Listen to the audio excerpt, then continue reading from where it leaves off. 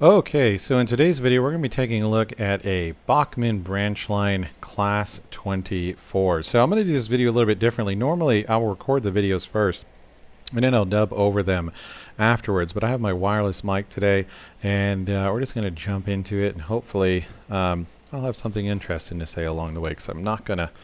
It takes a lot of time to dub over these videos, and that makes me not want to do them, and that means there's not as many videos. So this is a 32-431, and it is a DCC on board, which is cool because that means I don't have to go dig out a decoder. And I bought this guy on eBay, and I'm hoping it runs well. I haven't opened it or taken a look at it yet, because the guy that I purchased this from, the store, he's got a bunch of Bachmann Branchline and Hornby stuff.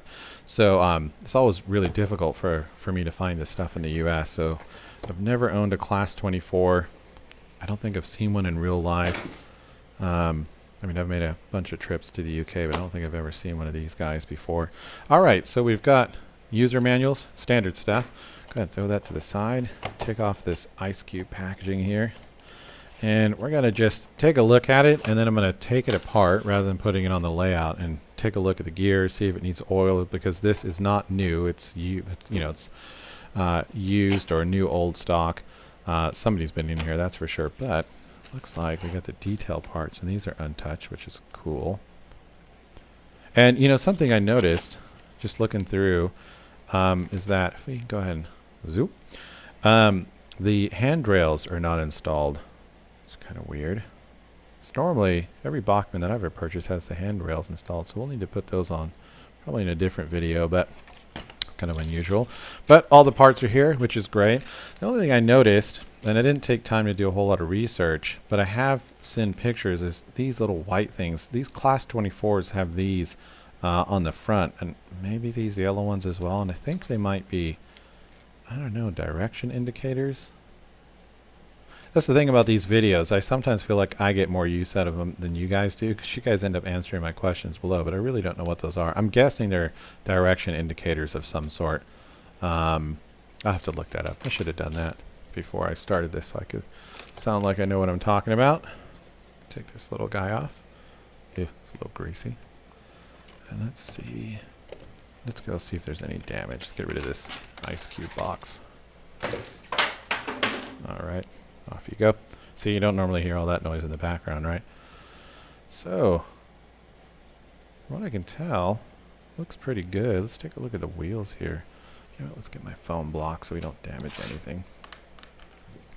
I'm real picky about the trains that I purchase, and then when I do have them, I like to keep them in as good a shape as possible. So, I don't know. You know what? It doesn't look like this thing's been run, and if it has, not very much. Let's look at it under a jeweler's loop real fast. Give me a second here.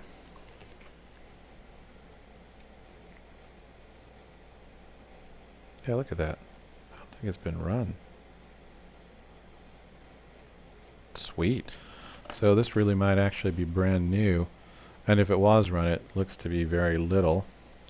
So let's take a look at the front here. Kind of a weird looking, such a weird looking loco. You know, that's what's cool about British locomotives. So in the States, probably because our trains go long distances before having to turn around, there's kind of a front and back. But with British locos, you know, they're you know, the same on each side, kind of like it's almost like a candy bar, and I also think that's kind of neat.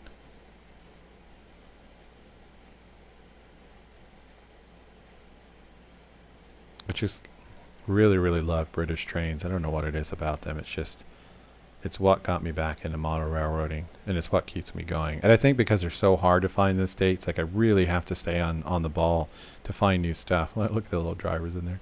That it makes it that much more exciting when I finally find one, especially one that's good. So let's take this thing apart. Normally I would clean the wheels, and you guys have seen me do that in other videos, but it doesn't look like we need to do that.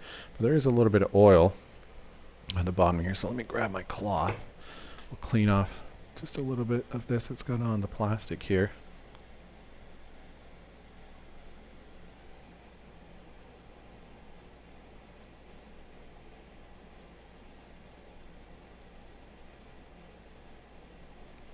I know this is probably overkill, but I really, and it's probably because it's so difficult to find these, but I really try to take care of all of my models. When I'm not using them, I will oftentimes use a pair of gloves that I have near my layout before I put them into their cases. Alright, so let's start taking this guy apart. So we'll go ahead and looks like these pop out from the bottom. So I'm actually going to start on this side. You have to forgive me, I got a new phone, the new Pixel, and for some reason it doesn't let you lock the focus. Google in there. Infinite wisdom. The old phone did. Let's go ahead and the problem with me not or doing this for the first time with you guys live is that I don't have time to practice. So if I make a mistake and break something, that has value. Just like that one video where I was teaching you guys to take off the shell of a Class 47 and I broke the window like an idiot.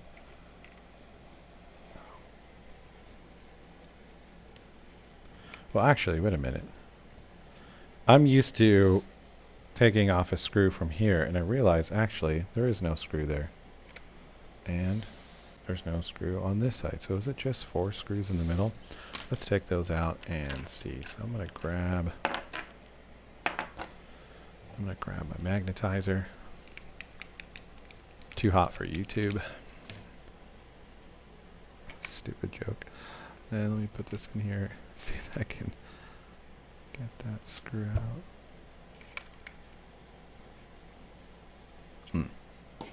Try to use a bigger one. I'll magnetize this as well.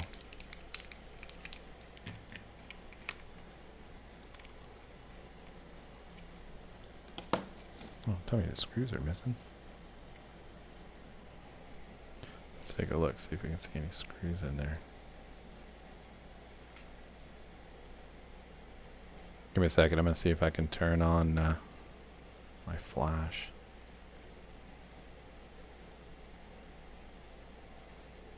Oh, not while I'm recording. Of course not. Okay, I'm going to pause it for just a second. Okay, and we're back. Alright, so there are screws in there, but what was going on is that the screwdriver that I have here is not long enough to reach the bottom. So we're going to grab this guy here. We'll magnetize it real fast. And there we go. I think I feel it coming loose now. Hopefully. There's one.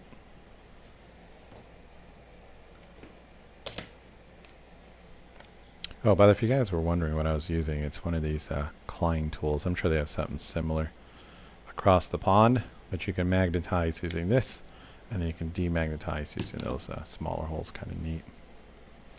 Let me just adjust the lighting here. Okay. Pretty stiff.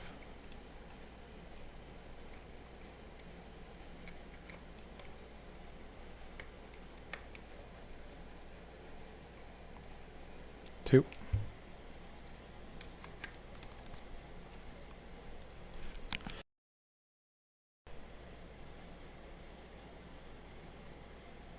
Now, I've said this in my other videos that I'll oftentimes, you know, you can cut some parts out, but I like to keep the camera rolling as much as possible because there are some people, that was me once upon a time, that have never taken apart, you know, say the Class 47, 32, A4, or whatever the case is.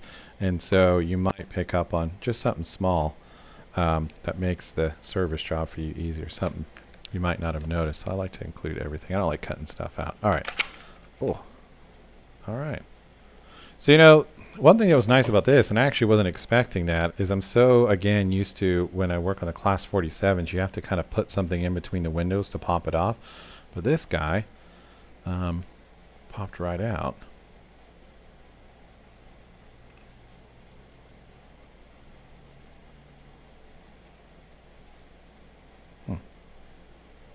Oh, everything looks perfect in there. Nothing needs to be cleaned or adjusted, so let's not mess with that. Let's place that over to the side. what does a built... Yeah, I've never owned a Loco, with the exception, actually that's not true, my Class 67, that comes with a factory fitted decoder. Let's take a zoomed in look at that.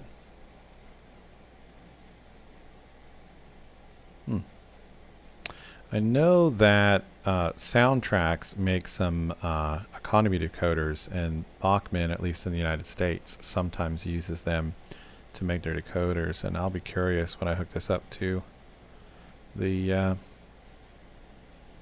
the layout, see what JMRI says it is. Alright, so, oh cool, it has a little spot for a speaker. So let's get these trucks out, these bogies. So it looks like in order to do that, I'm going to have to remove this speaker cover. So we'll go ahead and take these little screws out here.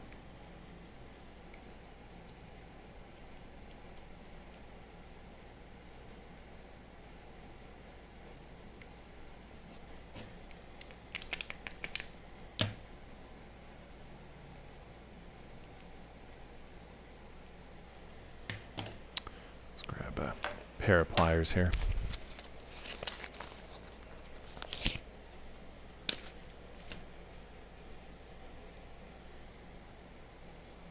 Or tweezers, excuse me.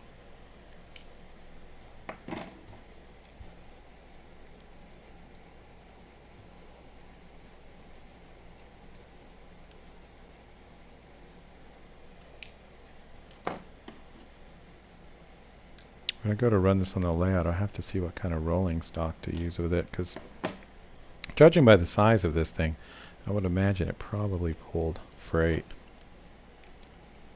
Could be totally wrong.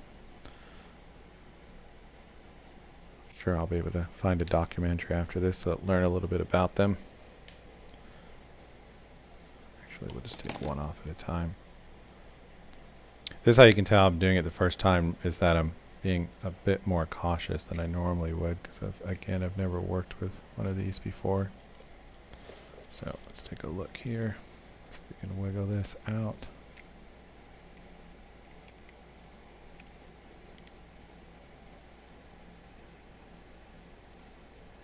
Alright, what is this stuck to? So probably this black wire here. Yep. And this red here. So we'll just gently feed them. These wires keep getting smaller and smaller, depending on whether or not I should take off that chipboard to get this out without yanking on it, but I think I can get in there.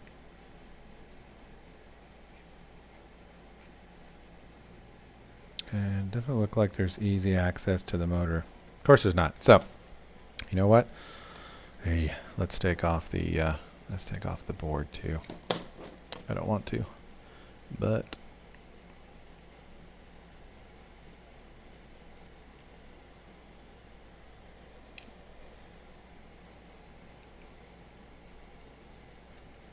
yeah, I recently got into JMRI, took a Raspberry Pi 4.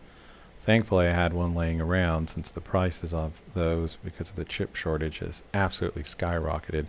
But I pulled one out, installed JMRI, got a USB interface for my NCE system, and oh man, the amount of stuff you can do that was fantastic. I've got quite a few of my trains running automation now, where they are moving up and down the layout on their own. So basically, just a little side thing here, I have a 12-foot, roughly 12 foot by 1 foot switching layout, and so I've got two main lines towards the top of the layout, and I have a couple trains running back and forth automatically, and then on the lower lines, or the branch lines, then I'm shunting stuff around, and it really kind of brings it to life with JMRI automatically controlling that stuff. It's really cool. I'll probably have to create another video showing how that works.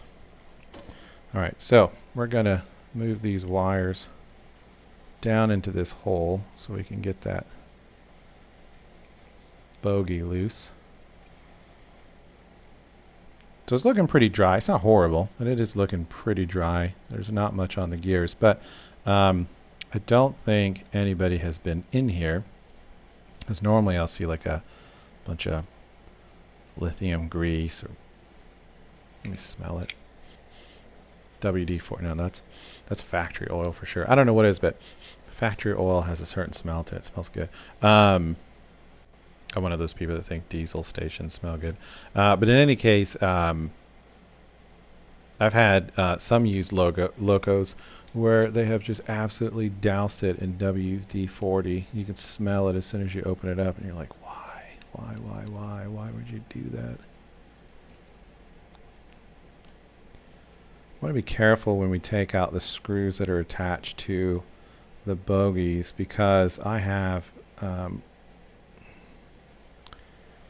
older class 37 where I cannot get them tight enough. I had to use washers because it just like wiggles all over the place. Like the amount of, it's an older Bachmann, but the amount of play in it, it's just horrible. Okay, let's go ahead and repeat the process, and we'll just kind of, oh, there's not a lot of room. A lot of wiggle room here, but we'll push this red wire in there so we can get that bogey out. I guess that's all we have to work with. How do we get that shell off?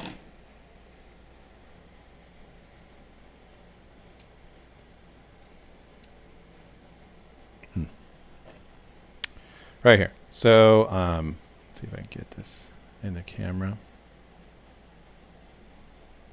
Do you see right there? These screws, it looks like, connects to the metal shell. Just zoom in for you. Those screws connect to the metal shell, which will allow us to get access to the motor. That's good. I'm pretty sure anyway. Let's get these out. It's actually a pretty enjoyable model to work with. What are we recording for? 17 minutes? That's not bad. Jeez, it's going to be like a 45-minute video, but I want to get her all fixed and running on the layout.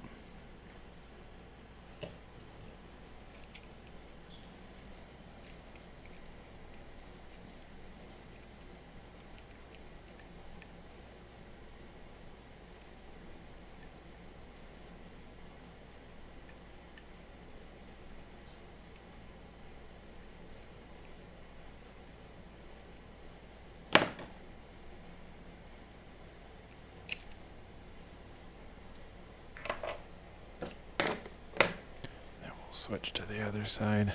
Jeez, this thing is getting completely dissected. Funny thing is I probably should have just run this on the layout at least one time to see if there's any issues with it. But if there are, I'd rather just get them dealt with now.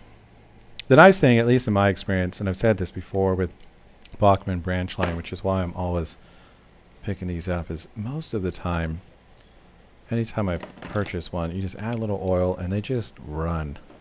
The only locos I've personally had issues with are Hornby. Which is weird because I think Sam's trains, I think I watched a video where he said his most reliable ones were Hornby. I hope I'm not misquoting him, but like my class 67, it's sound enabled. One, the built-in sound on the Hornby is horrible. Like every time you put it to a stop and then want to change directions, which I do often because I have a switching layout, it makes this just horrible like noise, like the air valve releasing, but it just, there's only one sound file, and because I have to constantly move back and forth, just, I don't know what it is. To me, it rather than sounding like natural sound, it sounds more like a soundboard, which is what I understand decoders are, but it really kills the realism for me, and most of the time I just put it on mute. But the other thing is it jerks. So, and actually I have an A4 that has the same problem, but as it's going, it kind of chugs, which I guess, you would think you would want from a train, but you don't. You want smooth operation, right? And my Hornbys, a couple of them have that problem. Anyway, I'm not trying to piss off Hornby. Actually, I'm not looking to get sponsored either, so what do I care? Alright, get off. So did I forget a screw? 1, 2, 3, 4.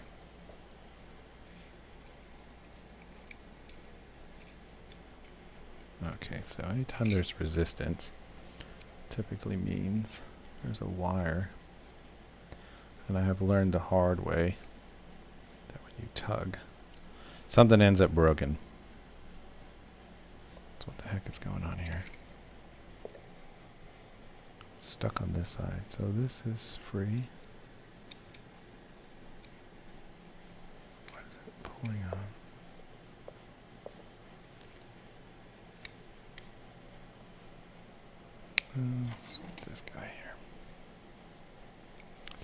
attached to something? Yep, it was just clipped in there. Nope. This side too. Come on, Bachmann. Don't make me look bad.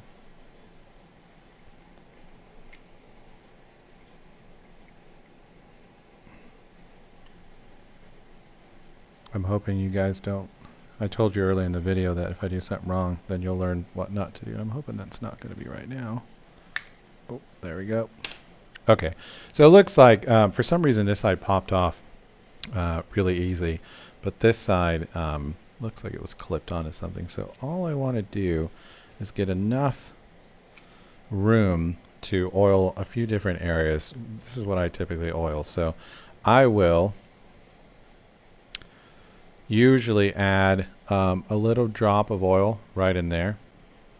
See that? A little drop on this side, and then I have easier access to the end of where the worm gear goes. And I'll put a little bit of, what do I got? Labelle 106. I'm going to put some 106 in there, 106 in there, and then I'm going to use, what do I got there? Labelle 102 in that spot, but I'm going to be careful to just use a little bit so we don't get any on the motor. I really don't think this has been run. Man, that's super exciting. Because it was sold as used. But I think it's just been sitting on a shelf or something. Actually, you know, I just recently discovered, I need to get the napkins. Oh, actually, I'm going to go off camera here for a second so I can grab a bit of cardboard. But I recently discovered a website called Vectis. And they sell LOT, lots of used trains, stock that I'm guessing are from hobby stores that have closed down, which really sucks. And outside of the ridiculous fees, they have some awesome stuff on there. And interestingly and curiously, the particular seller in the US that I was buying from have a lot of items that I could have swore I saw on that website. Makes me wonder if that's where he gets his stuff, because Hornby USA doesn't have anything, and I don't even think Bachmann Branchline even distributed in the US. I know they do in Canada, but I'm pretty sure they don't in the US, so I wonder where he gets this stuff. If you guys know a good source for 00 gauge in North America, I would love to know, because it really sucks having to just wait on end for stuff. I'm still trying to find a pair of Class 43s, newer, not the old stuff, the HSTs. And I don't have a Class 37 yet. Would love to get one of those. An intercity and maybe like a rail freight. Okay. So I've got some oil here on a toothpick, which might not be. I might have to get a needle. See if we can get it in there. Yep. So I am just dipping my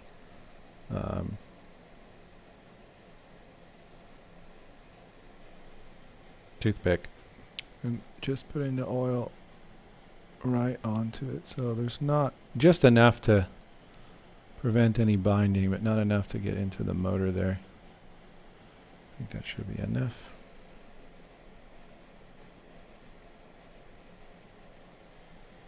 I don't think this model's particularly old either.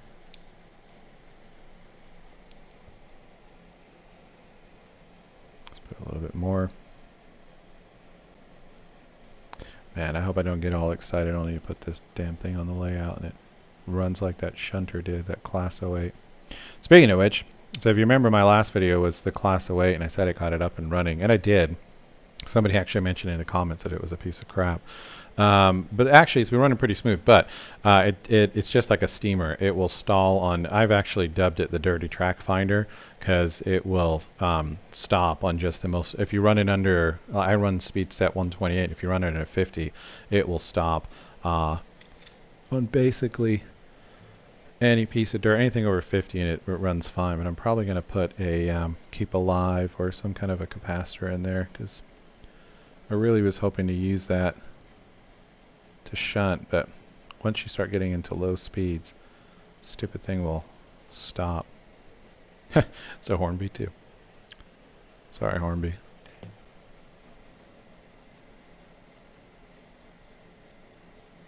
Oh, actually, you know what? I just saw pictures of the new Hornby Hush Hush, And although I know there's been issues, man, that thing looks so cool. Okay, so I've put some, so again, the oil that I put in there was 102, and I've got a little bit of Labelle 106. And by the way, I'm always open for suggestions. If you find a different viscosity of oil works better, please let me know below, because I'm still learning like you guys are. This seems to work pretty well though, so I'm going to put a blob of it in there. Not too much though. Probably looks like more than it actually is on camera. And then let's get into this side.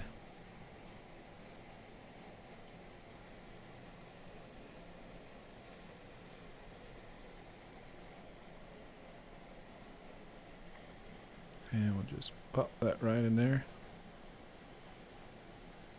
Nice. Okay. All right, so I'm pretty happy with that. Let's go ahead and get that back on now.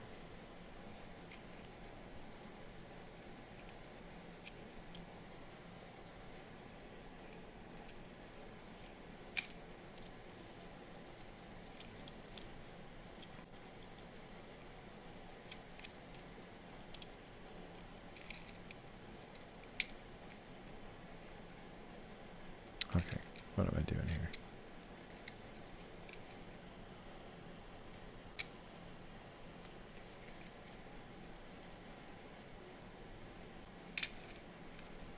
So is it lined up with the hole? Looks like it is.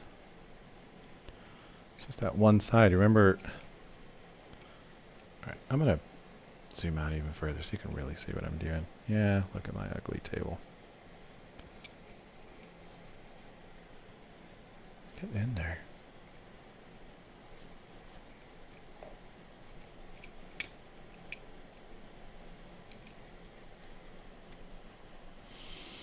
I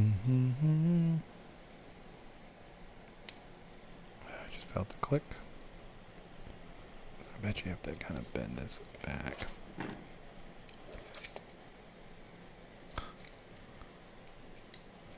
Come on, Bogey, don't snap on me. I don't feel like soldering stuff tonight. Okay.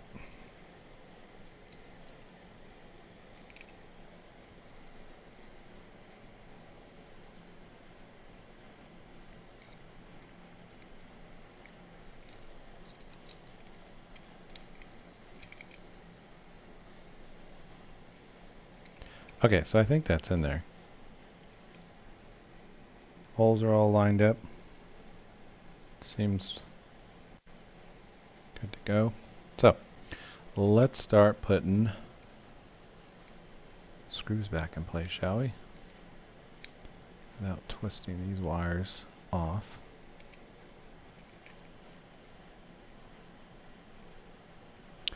Alright, so I'm going to take this right here.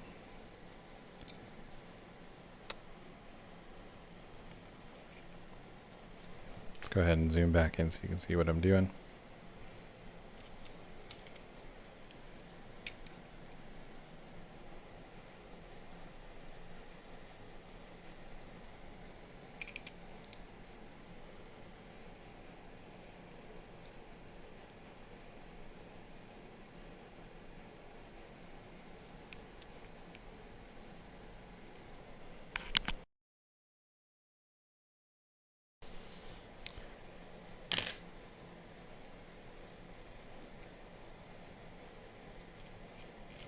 And we'll go ahead and get this bottom one right here.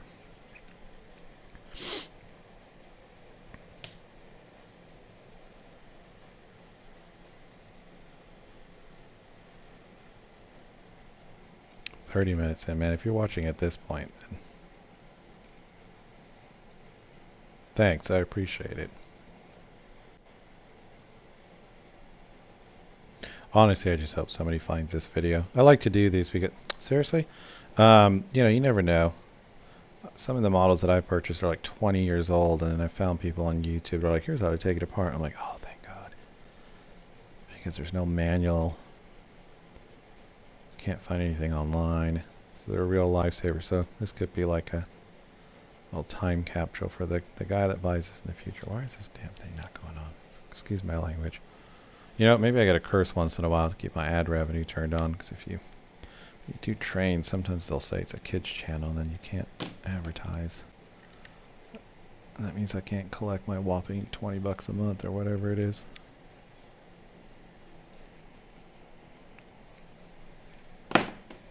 Alright.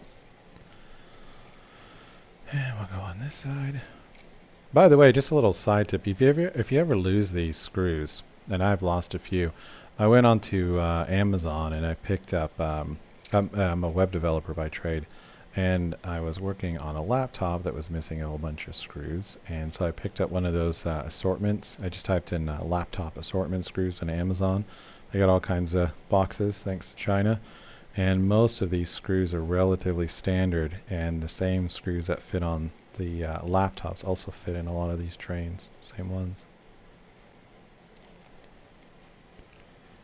You know, it's weird, it doesn't feel like it's going in right. Something is not right here. Give me a second. I'm going to pause it just for a second. I won't let you miss anything. I just want to take a closer look at it off cam. Nope. It's fine. Just felt like it wasn't. But basically what I was looking at, actually, let me show you what I was looking at off cam. Right. Let's go there. See, where's my pointer? Give me a second. I'm going to show you what I was looking at. So right there, where the metal meets the plastic right there. Come on, you stupid phone. There we go. I was checking to see if that was flush, because it felt like it wasn't to me, but because when I'm behind the camera, it's a little hard for me to see. But it was actually just fine. It's right up against it, see? Just felt a little weird. So we got a screw there, and we've got one more to go. So we're going to flip this guy around here. And we're going to put the last screw right there. Actually, let me clean off some of that oil that I got in the way of the screw hole. Alright, let's put this on here. Lost this magnetism.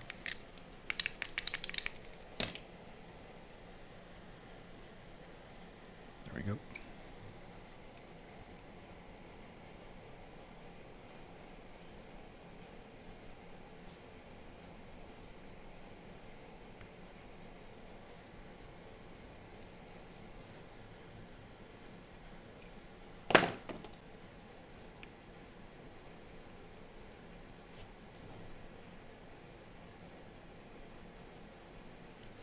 Okay, so I'm just going to make sure those screws are tight. Nope. That one is now. And the one over here on the right is good. Well, you don't want to do it too tight. I'll just, you know, gently. This one, I think, feels like it's stripped. Oh, no, there it goes. Perfect.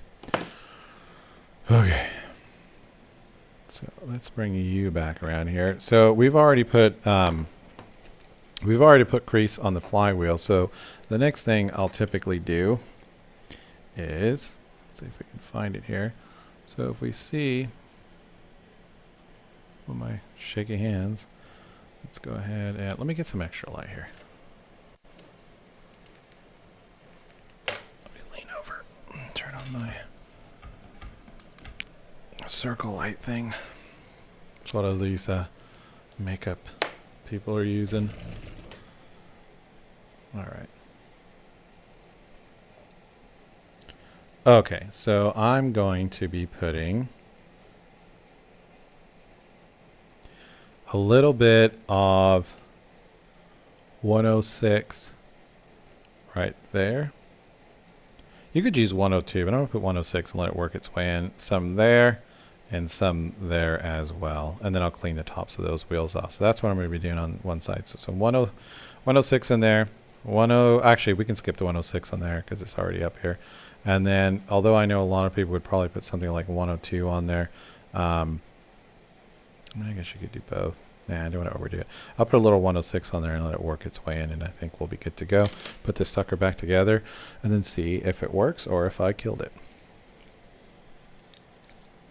and you can watch at your pleasure and be like, oh, what an idiot, should have just left it alone. Oh man, I'm gonna break those wires.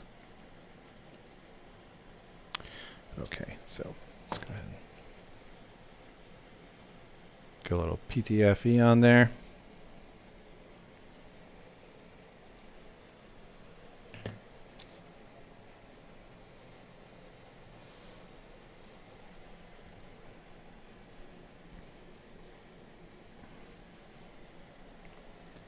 And usually I'll run it nice and slow.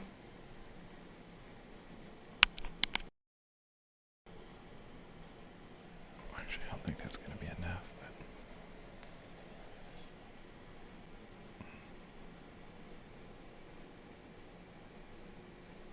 But okay.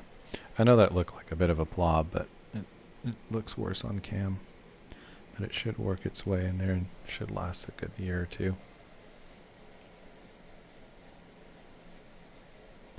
And then I'm going to do the same thing on this little spot here, just a touch.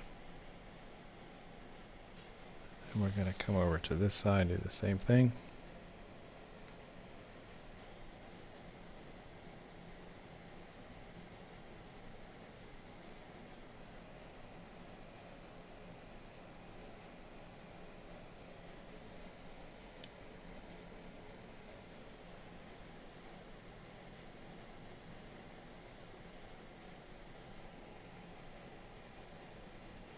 Well, that was easy. So the next thing I'm going to do, I'm going to take my 102 here, and right on the ends here, let me show you. There we go. See that little guy right there? I'm going to put just a little drop right onto that on both sides. So let's go ahead and put a little drop right there. That should do it. And we'll do the same thing on this side. And look at that zoom action. Cool. Okay, so I'm gonna just wipe off the. Let's go ahead and pull this back a bit. I'm gonna wipe off the wheels before it gets on my track. I have one specific track that I like to use whenever I do this, and inevitably I'll still get some on the darn wheels. Oh, look at that. It's still on there, stupid thing. Alright, so let's get this little guy. Let's get the shaft in the hole. It's so hard to do this while looking there. I can't get in there. See, that's the thing, I have to be really careful because sometimes I'll get a little pissed off when I'm doing this, but you guys don't hear it because I dub over. But I gotta be careful, right? Or I'm gonna be just like that one Australian guy that yells at you for using rubbing alcohol on your track. No, you're doing it wrong. Okay. Switch to the other side.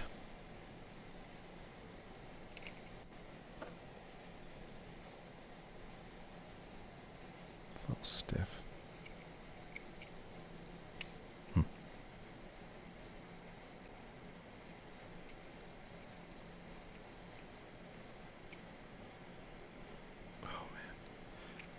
Your ass in there. Jeez, that looks like such a delicate part.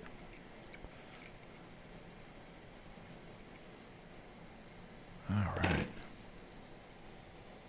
Okay, there's the tricky part. I'm going to take this away because I want to make sure I can get the bogies into those holes on the top. Hold on a second. I'll get it lined up with. I'll zoom in just a moment. Okay, so one bogey is resting nicely, but the other one is not. So let's get that guy in first.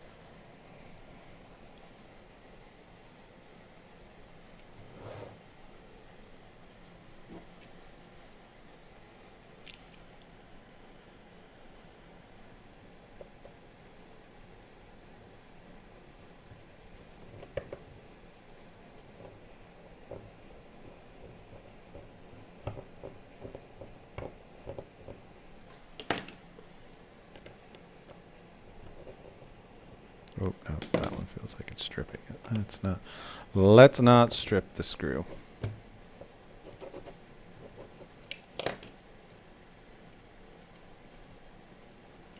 Make sure it's got plenty of play in it. Oh, man, that sucker really turns, huh? I could probably take a pretty tight radius, which I don't have to worry about on my layout too much. Okay, let's go see what this... Oh. Did it pop back into place?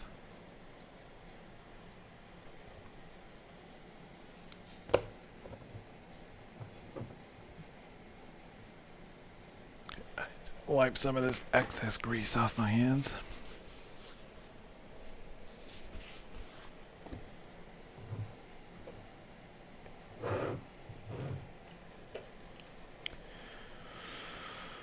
Okay. And then we'll get that chipboard back on.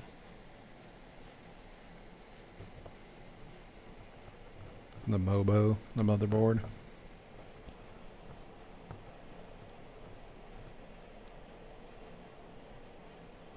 Can feel it tightening now, so I want to be careful not to overdo it.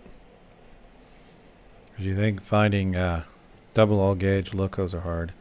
Finding parts is near impossible, especially with Peter's Spares charging $50 US shipping for a $5 part. Sucks. And it's not actually them. I think they use the global eBay program, which sets the prices automatically. At least I assume that's the case. Or maybe he's trying to encourage you to purchase more. I mean, how do you do that when you're ordering spare parts, right? How do you know what you need? I guess if you've been in the hobby long enough, you kind of know. All right, let me zoom out here, and we'll get the foam block back.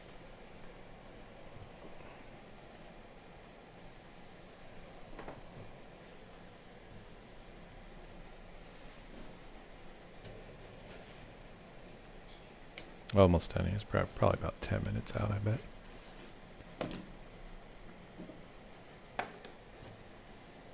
And then we'll get this bad boy on the layout. Now, these wheels don't really need any cleaning. I'm just making sure any of the grease from the shaft leaning on them are removed. Let's use a little bit.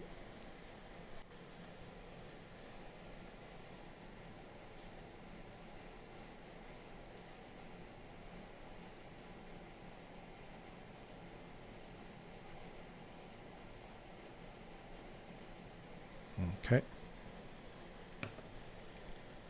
Now let's get this board put back down.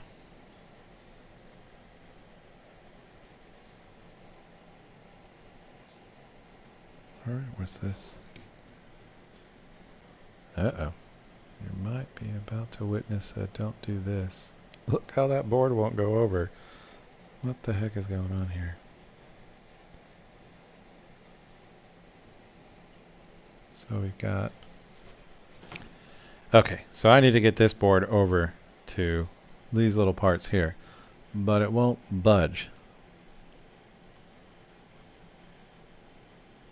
Let me try and gently pull on these wires here, see if I can get them back up. Famous last words. Yep, they're coming up. Cool, cool. Not that one. Oh, yep, there it is. Watch, I'm pulling it up to loosen it. It just pulls right out. Damn it. Okay, I think there might be enough there. Get that back into place. No. Son of a gun. What's going on here?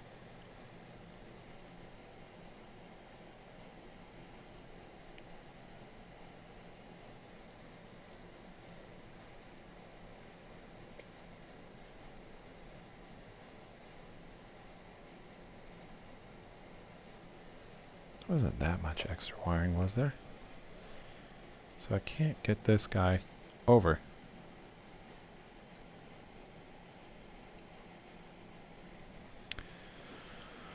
Oh man. So let me just undo this here. So don't do that. Don't do what I did. Just make sure you pulled the wiring back up. Something's going on here where these wires don't want to... There we go.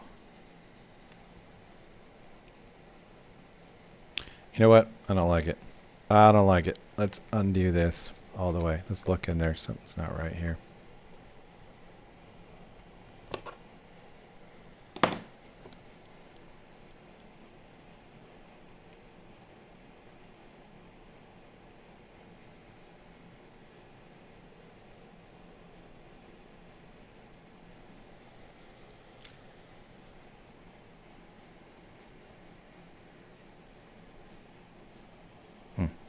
Well, there's a lot of extra wire, that's for darn sure. See all that extra wire? The other one did not come out that much. So let's get the shaft back in the hole.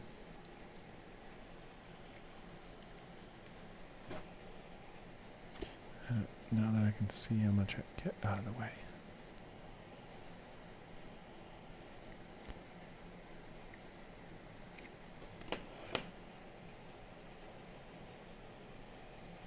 So I know I've got excess. Why is it not coming up?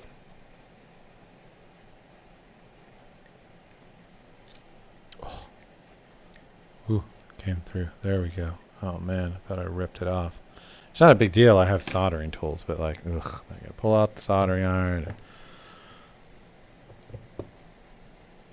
Okay, now we can move the board over. What a moron. Still a little.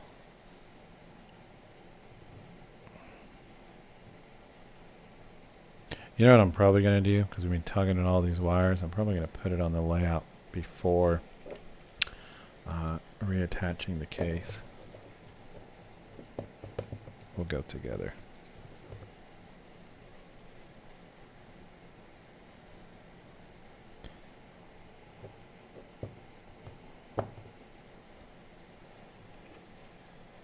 I'm sorry this is taking longer than it normally does, but this stupid damn red wire. Stupid darn.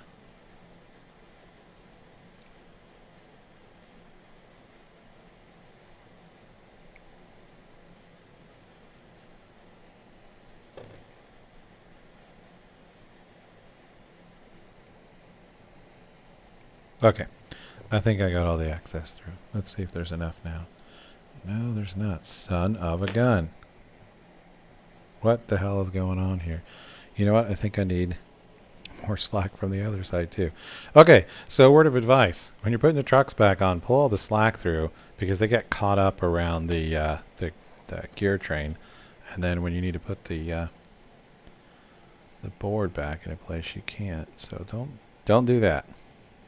Hopefully you at least got something useful. If there's one thing you take away from the video, hopefully you find that useful. Let's go ahead and get this back on there. It's surprisingly difficult to get this screw back in.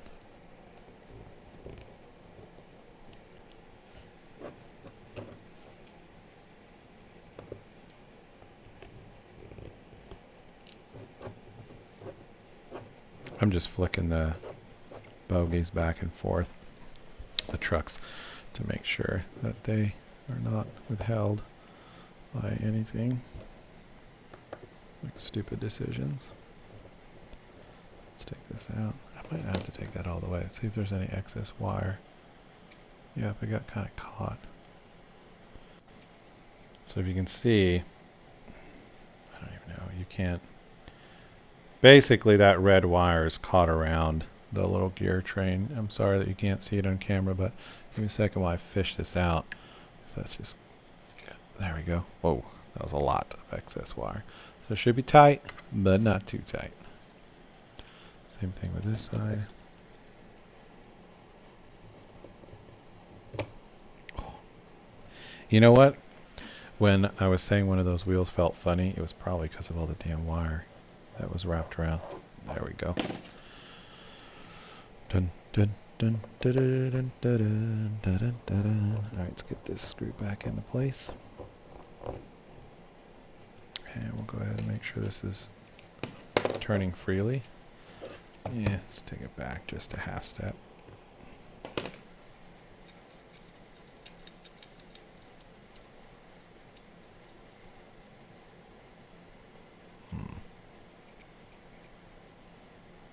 Like there should be just a little bit more wiggle room, so I'm going to take this off just a bit more. There we I feel more comfortable with that. Same thing on this side. I'm just going to back it up just a little bit. Because what I like to make sure is that not just that they move left and right, but they have like a little up and down motion too. Jeez, it's turned into some R-rated ASMR.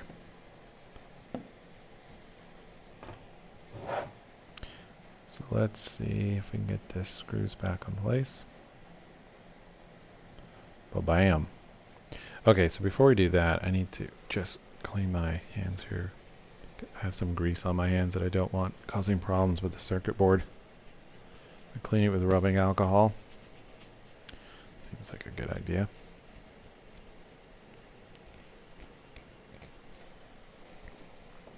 "51 minutes. I will be so curious to watch the analytics, see if anybody watched. You know, I had another video, I think it was 75 minutes, and I had a 80% watch through rate, which is really kind of cool. But on that one, I was doing a dev over, so I had more to say than I do right now, other than, oh man, where does this go? How does this go in? So let's go ahead and put this into place. And I think we're going to be good here. Been working on chipboards all week, so my daughter, who I have had to tell multiple times not to leave food and drink by her computer, left an operator. Her case was that it wasn't her, it was the cat. But she had a bottle of water. She left the cap off, and then in the middle of the night, the cat came along, hit the water all over the laptop, and of course, she tried to turn it on multiple times. Dad, it's beeping. What'd you do? I don't know. I just woke up, and it started beeping.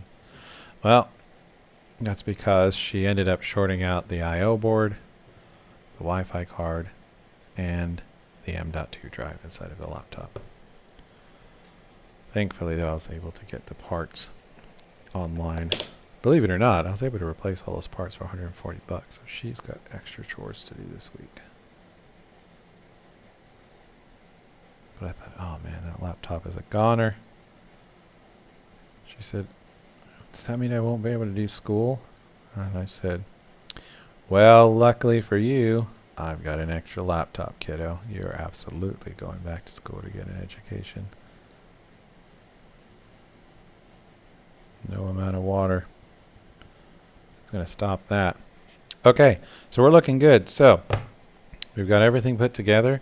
Decoder's on. Remove the excess grease. Trucks are on. I think we should go take this delay out and see if it works. I have no idea what the address is. I'm assuming it's 3 because it's never been used before. We'll find out if it has a different address. But let's go to layout and see if we can get her running. We'll make sure the wheels are attached.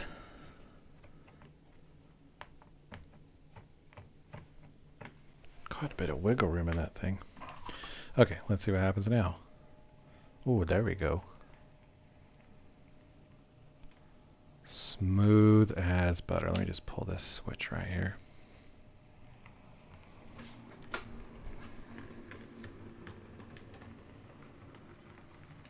Oh yeah, that's smooth. Oh, noisy sounding, but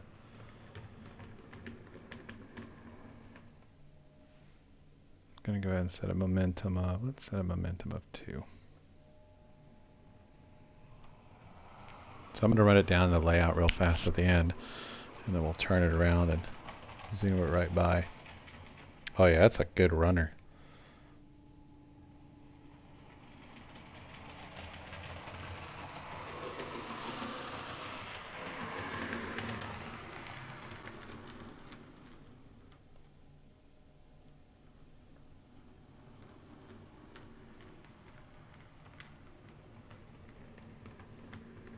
Look at that. Yeah, it was just a drive shaft house. Good thing we didn't damage anything. Okay, so this is what I'm going to do. I'm going to go ahead and head back to the table. I'm going to put the case back on. I'll leave the detail parts off for the moment and get the shell back on and put her on the layout, find a place for her, and show a little bit of footage of her moving around the track. And yeah, that should do it. So we got ourselves a good deal. I think I'm going to buy a couple more from that guy, and hopefully we'll have some more videos that aren't upwards of an hour long. So thanks so much for watching. Enjoy the footage. Hope to see you on the next video.